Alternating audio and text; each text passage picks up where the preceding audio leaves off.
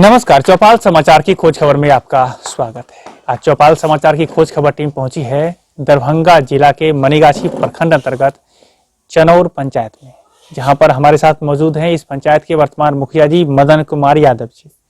आप सभी दर्शकों को यह बताते हुए बहुत ही मुझे खुशी हो रही है कि आज हम जिन मुखिया जी से आपकी बात करा रहे हैं, यह मुखिया जी 20 वर्षों से लगातार इस समाज की सेवा में सक्रिय हैं और मुखिया के पद पर हैं यहाँ पर। तो आप समझ सकते हैं कि पंचायती राज व्यवस्था के अंतर्गत इनको कितनी जानकारी होगी, और आज हम इनसे वो जानकारी लेकर आप तक पहुंचाने का प्रयास करेंगे। मैं आपसे ये भी कहूंगा कि यदि आपको भी और कुछ जानकारी चाहिए मेरे द्वारा प्रश्न पूछे जाने के अलावा भी, तो आप कमेंट जरूर करें और हम आपके द्वारा पूछे गए प्रश्नों का जवाब पुनः इनसे लेकर आपको पहुंचाने का प्रयास करेंगे। तो आप दर्शकों को बहुत बहुत स्वागत है आपका कि आप इस कार्यक्रम में अभी हमें देख रहे हैं, और मुखिया जी आपका भी बहुत बहुत स्वागत हमारे इस कार्यक्रम में। धन्यवाद आपका जी। मुखिया जी, आप तो 20 वर्ष का लगभग आपका कार्यकाल, पंचायती राज व्यवस्था को बेहतर जानते होंगे। हमारे दर्शकों के लिए एक बार बताएं कि आपके नज़र में पंचायती राज व्यवस्था कितना बेहतर है जिसे आपने महसूस किया है, शॉर्ट में दर्शकों को बताएं। पंचायती राज व्यवस्था जो गांधी जी का सपना था वो तो साकार होते हुए देखा जा रहा है, लेकिन कुछ पंचायती राज व्यवस्था में आरक्षण दे दिया गया। इससे पंचायती राज व्यवस्था में कमी आई, कमजोरी आई। आज के डेट में बहुत सारे मुखिया तो हो गए हैं, एक परिवार में 5-5 मुखिया जाने जाते हैं। वो आरक्षण के चलते ऐसा हुआ, जो कि नहीं कि अगर पुतोह है तो ससुर जी भी मुखिया कहलाते हैं, देवर जी भी मुखिया कहलाते हैं, पति तो मुखिया पति रहबे करते हैं, और मजाक जैसे बन गया है। पंचायत समिति की बैठक होती है, उसमें पति बैठ जाते हैं, हम लोग को तो बोलना पड़ता है, उनको निकालना पड़ता है, और मुखिया पति लोग ये गरिमा का मेंटेन नहीं कर पाते हैं। जिनके नाम पर वोट दिया, जिनको वोट दिया, वो समझते हैं जो हमारे नाम पर हमारे पत्नी जीती है, लेकिन ऐसा नहीं न होता है। मुखिया तो जो है उनको जनता के बीच में आनी चाहिए। सरकार ने तो आरक्षण दे दिया, लेकिन लागू होने में बहुत समय लगेगा। ये सब कठिनाई होती है। मुखिया की आवाज़ उठाने में कमजोरी कर दिया गया। ग्राम पंचायत बहुत ही शक्तिशाली था, अभी वैसा अभी भी है, लेकिन दिखने को नहीं है, कहने को है। हमने जब 2001 में मुखिया हुए थे तो उस समय की जो शक्ति थी, एक आवास किसको मिलना चाहिए वो ग्राम सभा निर्णय करती थी, और एग्रीमेंट में मुखिया जी की सहभागिता रहती थी। आज के डेट में भी प्रधानमंत्री आवास मिल रहे हैं, लेकिन किसको को मिल रहा है ये कहने को नहीं है। पंचायत आवास सहायक तो हो गए हैं, लेकिन उनका ड्यूटी प्रखंड में लगा रहता है, उनको फुर्सत भी नहीं है। अगर हम लोग कॉल करते हैं, हम जैसे मुखिया अगर कॉल करते हैं तो वो बोलता है जो अभी फुर्सत नहीं है, समय मिलेगा तो मुखिया जी मिल लेंगे। किनको आवास मिल रहा है, कैसे मिल रहा है, ये सब धज्जियां उड़ रही है। सरकार को, केंद्र को अफसरशाही कर दिया है पंचायती राज व्यवस्था में। अफसरों की बोलबाला है, सरकारी कर्मचारी की बोलबाला है, प्रतिनिधि की भूमिका को कमजोर कर दिया गया है। विकास के मामले में विकास भी हुआ है, चल रहा है और चलता रहेगा, लेकिन उसमें भी जो वार्ड स्तर पर जो शक्ति दिया गया, उनको ठोस शक्ति देना चाहिए था। शक्ति तो दे दिया, पावर मुखिया जी देखेंगे। अब मुखिया जी कहते हैं गांव के ही वार्ड सदस्य हैं, मनमानी करते हैं, तो ये सब बात को अस्थायी रूप में होनी चाहिए, ये सब करनी चाहिए लोगों के बीचों में, यही सब बात है जी। हाँ जी। पंचायत की भूमिका तो बहुत अच्छी रहती है, लोग मुखिया पद को सम्मानित ढंग से देखते हैं, लेकिन वो आरक्षण के होने से बहुत ही दुखद बात होती है। जहाँ तक आरक्षण की बात है, आरक्षण हमको व्यक्तिगत तौर पर आरक्षण अच्छा नहीं लगता है। और अगर आरक्षण शब्द है, संविधान में आरक्षण होनी चाहिए, तो उसमें एक चीज जो आरक्षण के सपोर्टर हैं, सपोर्ट करते हैं, सहयोग देते हैं, जो आरक्षण होनी चाहिए, वैसे व्यक्ति को स्वास्थ्य विभाग में देखा जाए। जो लोग आरक्षण के संवर्धित लोग हैं, उनको अगर इलाज की जरूरत पड़े तो आरक्षण वाले डॉक्टर लम ही जाना चाहिए। आरक्षण लोग आते हैं मुखिया जी। जी देखिए, मैं दर्शकों को बताना चाहूंगा कि ये कार्यक्रम चौपाल समाचार का सामाजिक है और इन्होंने जो बात बताई है वो अपने दिल की गहराई कह सकते हैं, अपने एक्सपीरियंस को आपके सामने बयां किया है सीधे सीधे। मैं आप दर्शकों को जरूर कहना चाहूंगा कि यह कार्यक्रम पूरा सामाजिक है और यह किसी व्यक्ति विशेष के फायदे और नुकसान के लिए नहीं है। इन्होंने 20 वर्षों का जो एक्सपीरियंस बताया है कि यहाँ पर आरक्षण की जो व्यवस्था है, जो इनका व्यक्तिगत बात भी है, आरक्षण की व्यवस्था है, उसका भी लोग दुष्प्रभाव इन्होंने देखा है। आरक्षण कहीं हद तक ठीक भी है, कहीं हद तक ठीक नहीं भी है। तो ये दुष्प्रभाव की बात जो अभी कही है, ये इन्होंने जो बात बताई है, ये बहुत ही दुखद है। ग्राम पंचायत का स्वरूप जो महात्मा गांधी ने देखा था कि अपना पंचायत अपनी सरकार, तो उसका स्वरूप भी बदलता जा रहा है। पहले जहां पर इन्होंने बात बताई कि मुखिया जी देखते थे कि किनको आवास की जरूरत है, उनको आवास देते थे। पंचायत में जो ग्राम सभा होता था उसमें कई सारी योजनाओं को देख करके क्रियान्वयन किया जाता था। आज उस चीज को कमजोर किया गया है। और इन्होंने एक बात और बताई जो मैं दर्शकों पहले भी जानते हैं, इसे सोचने की जरूरत है कि आज जब किसी को पावर दिया गया, आज जब इसके नीचे स्तर पर, जब वार्ड का स्तर पर वार्ड क्रियान्वयन प्रबंधन समिति बनाया गया, वहां 7 निश्चय योजनाएं चल रही है, तो उसको पूरा पावर दिया जाना चाहिए और वहां पर कार्य जब होगा, उसकी निगरानी जब सही तरीके से होती तो और बेहतर विकास होता। मुखिया जी, आपका बहुत बहुत धन्यवाद, आपने अपनी बात बताई, इसको लेकर आपको धन्यवाद। जी धन्यवाद, आप लोगों को भी बहुत बहुत धन्यवाद जी। जो आप और हम आगे बात पर आएंगे मुखिया जी। ऐसे तो आपने अभी जो बात बताई है वो पूरे बिहार स्तर पर कम से कम जरूर बात सामने आती है, लागू हो रही है। अब हम आपके पंचायत पर आते हैं। आप 20 वर्षों से यहाँ की सेवा कर रहे हैं। आपके पंचायत की वर्तमान स्थिति क्या है? आपके संरक्षण में कैसा विकास हुआ आपके पंचायत? मेरे पंचायत में पहले से विद्यालय की संख्या 2 थी, वर्तमान स्थिति 2 संस्कृत विद्यालय थी। वर्तमान स्थिति में अभी मेरे पंचायत में 10 विद्यालय हैं,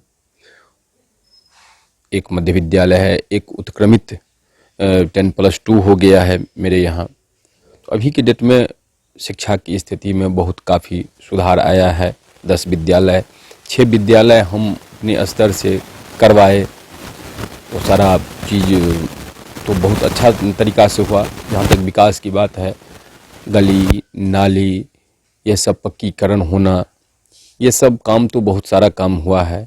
हर टोले मोहल्ले का विकास, आज के डेट में मेरे पंचायत में बहुत सारे प्रधानमंत्री सड़क बना, मुख्यमंत्री सड़क बना। जहाँ कोई योजना नहीं था वहाँ मनरेगा से योजना से सड़क का निर्माण किया गया, नालियों का निर्माण किया गया। निश्चय योजना जो मुख्यमंत्री जी का था उसमें गली नाली ये सब पक्कीकरण हुआ, बहुत सारे विकास का काम हुआ। सरकार स्तर पर कुछ होना था, यहाँ के स्थानीय वर्तमान विधायक द्वारा अनदेखी के कारण मेरे पंचायत में अस्पताल है, लेकिन आज उस अस्पताल की स्थिति ये है, भवन की जर्जर स्थिति, समय पर डॉक्टर की उपलब्धता, रेफरल अस्पताल है, लेकिन ये दुखद की बात है जो उनका विकास नहीं हुआ, वो कहाँ तक गिरावट हुआ वो कहने लायक नहीं है। मेरे घर के बगल में है, और जो उस सड़क पर जाने आने की स्थिति में नहीं था, लेकिन अभी तो वो सड़क भी बन रहा है। बहुत ही दयनीय सड़क था अस्पताल पर जाने के लिए। ये सब हुआ। विकास के मामले में मेरा पंचायत कहीं किसी से बहुत आगे है। जनता ने मुझे सेवा करने का और विकास करने का मौका दिया। मैं हर संभव कोशिश किया, जो जनता से जितना वादा किया हूँ 100% धरातल पर उतरूँ और काम करूँ, ये मैंने काम किया है। जी, अब दर्शकों को मैं कहना चाहूँगा कि मुखिया जी ने जो बात बताई, मदन कुमार यादव जी ने, कि इस पंचायत की स्थिति बेहतर है, तो आप दर्शकों को कहना चाहेंगे कि आप यदि इस पंचायत से जुड़े हैं, संभवतः जुड़े ही होंगे, अधिकारी पदाधिकारी जनप्रतिनिधि हैं, तो आप भी इस पंचायत को आए, देखें, समझें, और यदि कोई और कुछ विकास चाहिए तो अपने स्तर से भी कमेंट जरूर करें, चौपाल में भी कमेंट करें। हम पुनः आकर मुखिया जी को उस जानकारी को उपलब्ध कराएंगे। मुखिया जी, हम ये जानना चाह रहे थे कि छोटा सा सवाल, जो बेसिक जानकारी सबसे पहले जो जरूरत की चीज है, जैसे कि आवास को लेकर क्या स्थिति आपके यहाँ? क्या सभी लोगों को आवास मिल गया जो लाभों की पात्रता रखते हैं? सभी को तो नहीं मिला है, विकसित तो पंचायत नहीं हुआ है, विकासशील है। तो लगभग 80% लोगों को आवास भी मिल गया है। सरकार के शेड्यूल के हिसाब से जो कुछ भी लाभ आता है लोगों को मिल रहा है। अभी 100% लोगों को नहीं मिला है। जी, राशन कार्ड को लेकर क्या स्थिति है? क्या सभी लोगों को मिल गया जो लाभों की पात्रता रखते हैं? जो इच्छुक थे लोगों का ऑनलाइन व्यवस्था थी, ऑनलाइन पदाधिकारी पंचायत की भूमिका उसमें कुछ नहीं था। और न पंचायत से पूछा गया, तो उसमें लगभग लोगों को मिल गया है। 10% लोग वंचित हैं अभी भी। लोगों ने प्रोसेस में लगा हुआ है, सरकार की जो प्रोसेस है उसके माध्यम से उम्मीद है जो लोगों को मिल जाएगा। मुखिया जी, मैं एक बात थोड़ा सा रोकना चाहूंगा, क्योंकि ये सामाजिक कार्यक्रम और लोग देख रहे हैं। भूमिका मतलब दस्तखत से भूमिका क्यों नहीं निर्धारित की जा सकती है? भूमिका तो है ही, आप यहाँ के प्रतिनिधि हैं और आपके मार्गदर्शन के बगैर वो लोग जिन लोगों को उस कागजी जानकारी नहीं है वो कैसे प्राप्त करेंगे, वो बताएं। भूमिका की बात है तो हम लोगों ने लोगों को जो सरकार का दिशा निर्देश है उसका सुझाव और जानकारी देते हैं। रहा जो हम लोग कुछ करेंगे उसमें तो ऐसा बात है नहीं। अब सारे जो लाभुक हैं उनको ऑनलाइन आवेदन करना पड़ता है, वो ऑनलाइन आवेदन करते हैं और सरकारी प्रोसेस के हिसाब से वो जो जानकारी लेने लोग आते हैं, हम लोग को जो जानकारी में है वो अपना जानकारी उनको समझाते हैं, बुझाते हैं। लोग उस तरीके से अपना लाभ लेने के लिए इच्छुक रहते हैं जी। तो इस तरीके से लाभ मिल रहा है जी। अच्छा मुखिया जी, जानकारी ये भी होगी आपको कि जिन लोगों को राशन कार्ड नया बना है उनको यूनिट की कमी रही है। जैसे 5 लोग इनके परिवार में है तो एक ही लोगों का नाम है, ऐसी समस्या भी देखने को मिली आप? हाँ है, कहीं कहीं ऐसी समस्या है, यूनिट की समस्या है। कुछ लोगों को पहले से मिल रहा था, उसके आधार कार्ड लिंक नहीं हुआ कि क्या हुआ, तो कुछ जन वितरण प्रणाली के विक्रेता भी कुछ गड़बड़ी करते हैं, काफ़ी तौर पर करते हैं। जब हम 2001 में मुखिया हुए तो उस समय में डीलर लोग, जनप्रतिनिधि लोग सामान का स्टॉक पंजी का वेरिफिकेशन करवाते थे, वितरण का वेरिफिकेशन करवाते थे, तो कुछ न कुछ दहशत था। आज के डेट में वो जन वितरण डीलर नहीं है, वो लीडर बन गया है और लीडर जैसे काम करता है। तो ये सब तो कमी आई है, जो पद की गरिमा का कहीं ना कहीं सरकार के द्वारा अनदेखी किया गया है मुखिया पद को। जी जी। तो आप मुखिया जी बताएं, अभी जब आपने बताए यूनिट को लेकर जो समस्या है, तो आपके चूंकि इस हमारे दर्शकों में आपके पंचायत के लोग भी हैं जुड़े हुए, तो आप बताएं कि जिनको राशन कार्ड नहीं मतलब बन गया है या बना है तो यूनिट कम है, तो क्या उसका निदान निकलेगा, हमारे दर्शकों को बताएं। निदान के लिए सरकार के द्वारा बताया गया है, जो लोग का राशन कार्ड में नाम नहीं है उनका भी आवेदन कीजिए। जो मेरे परिवार का इतने व्यक्तियों का नाम छूट गया है उसको जोड़वाऊंगा, तो वो भी लोगों ने ऑनलाइन के माध्यम से आवेदन कर रहे हैं। बीच में रुक गया था, चुनाव के चलते आचार संहिता भी है, तो इसके बाद लगता है जो सरकार की जो प्रोसेस है उसके माध्यम से लोगों का जुड़ जाएगा ना। दर्शकों को मैं पुनः कहना चाहूंगा कि इन्होंने बात बताई है कि अगर चूंकि देखा जा रहा है समाज में आने के बाद देखते हैं राशन कार्ड जरूरत की चीज है और उसको लेकर दिक्कत हो रही है, तो अभी आप नया भी आवेदन कर सकते हैं और प्रपत्र ख के माध्यम से आप अपने आवेदन में जो आपका जो पहले से कार्ड है उसमें और लोगों का नाम भी जुड़वा सकते हैं। तो ये प्रक्रिया है, मुखिया जी ने बताई है, और अपने स्तर से भी जानकारी प्राप्त करें। ऐसी जानकारी मुझे भी है तो आप इसमें जुड़ सकते हैं।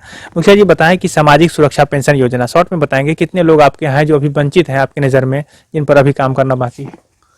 वंचित तो ऐसा नहीं है, जिन लोगों को 60 वर्ष की एज होती है, हो गया है, तो लोग आवेदन करते हैं ऑनलाइन, और ऑनलाइन के माध्यम से उन लोगों को पेंशन का लाभ मिलता है।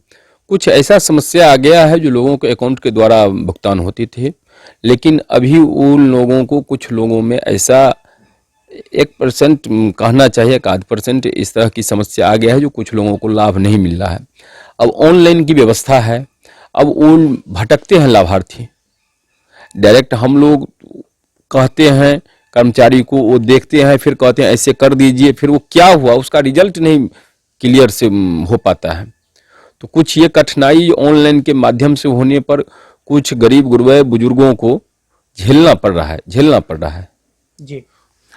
तो ये अभी तक मैंने बेसिक जानकारी इनसे प्राप्त की, और दर्शकों ने जो प्रश्न पूछा था उसके बारे में जानकारी मैंने यहाँ से प्राप्त कर ली है। हम आप दर्शकों के माध्यम से जरूर अपील करना चाहेंगे, जो लोग संबंधित अधिकारी, पदाधिकारी, जनप्रतिनिधि भी हैं जो इस सक्षम है इस समस्या के निदान के लिए, तो आप जान लें कि राशन कार्ड को लेकर यहाँ थोड़ी समस्या नजर आ रही है। जो सामाजिक सुरक्षा पेंशन योजना है उसको लेकर के भी समस्या नजर आ रही है, और साथ ही साथ मुखिया जी ने जो अपनी बात एक्सपीरियंस को लेकर बताया है कि यदि आरक्षण दिया गया है और आरक्षण के माध्यम से यदि किसी प्रतिनिधि का चयन हुआ है, तो आप जान लें उन्हें आगे बढ़ने का मौका दें। आपके परिवार से जब लोग आगे बढ़ेंगे तो समाज भी उसको देखेगा, और मुझे लगता है कि यह विकास उस स्तर तक पहुंचेगा जहां पर होना चाहिए। आरक्षण कैसे होगा, उसका क्या रास्ता निकलेगा, ये सब सामाजिक स्तर पर निर्भर करता है, सरकार के स्तर पर निर्भर करता है। तो बात दूर की है लेकिन शुरुआत होनी चाहिए। मुखिया जी, आखिरी में हमारे चौपाल समाचार के माध्यम से आप अपनी जनता, आपने अपने क्षेत्र की जनता को क्या कुछ संदेश देना चाहेंगे विकास को लेकर? विकास के लेकर, विकास जो चल रहा है उसमें जनता की सहभागिता सब जगह है और रहनी चाहिए। जनता को जागरूक रहनी चाहिए और कहीं कोई काम हो रहा है उसमें अगर कोई तरह की गड़बड़ी आती है तो संबंधित अधिकारी, पदाधिकारी, पंचायत प्रतिनिधि, विधानसभा स्तर के जो हमारे जनप्रतिनिधि हैं सभी को स्तर में सूचना होनी चाहिए और जनता को सजग रहनी चाहिए। सरकार के गाइडलाइन के हिसाब से विकास के कार्य में सहयोग देनी चाहिए, तत्परता रखनी चाहिए। यही मेरा कहना है। जी, यही मेरा कहना है। चलिए जी, बहुत बहुत धन्यवाद मुखिया जी आपका, हमारे इस कार्यक्रम में भाग लिया आपने। आप लोगों को भी बहुत बहुत मैं आभार प्रकट करता हूँ जो मुझे इस लायक आप लोग ने समझा, इसके लिए बहुत बहुत आभारी, बहुत बहुत धन्यवाद। चलिए आपका भी बहुत बहुत धन्यवाद। आपने तो बहुत दिन सेवा की समाज की और लगातार करते ही रहे हैं, तो ये आपका जो आपकी बात हमारे दर्शकों के माध्यम से आगे जाएगी तो मुझे लगता है कि बहुत विकास का काम और आगे होना है। तो अब दर्शकों का भी बहुत बहुत धन्यवाद कि आपने इतने समय तक हमारे साथ ये कार्यक्रम को देखा, जुड़े रहे हैं। लेकिन हम जरूर आशा करते हैं कि आप कमेंट करें। मुखिया जी ने अपनी बात बताई, 20 वर्ष का एक्सपीरियंस बताया, यहाँ पंचायत की व्यवस्था बताई और मैं ये भी कहना चाहूंगा कि और जो विकास होना है, क्योंकि इन्होंने एक बात और कही है कि जागरूक जनता को जागरूक होना चाहिए। यदि कोई योजनाएं चल रही है उसमें कोई समस्या दिख रहा है तो संबंधित अधिकारी, पदाधिकारी और जनप्रतिनिधि को सूचित करना चाहिए कि यहाँ पर ये गड़बड़ी हो रही है। तो उसका निदान जब जनता जागरूक होगी तो और बेहतर विकास होगा। तो आप सभी का बहुत बहुत धन्यवाद। ऐसे ही आपके साथ और सूचना को लेकर हम आगे आते रहेंगे। आज के लिए बस इतना ही। कैमरा पर्सन धीरेन्द्र कुमार के साथ मैं हूं अभिषेक आनंद, चौपाल समाचार दरभंगा के लिए। धन्यवाद।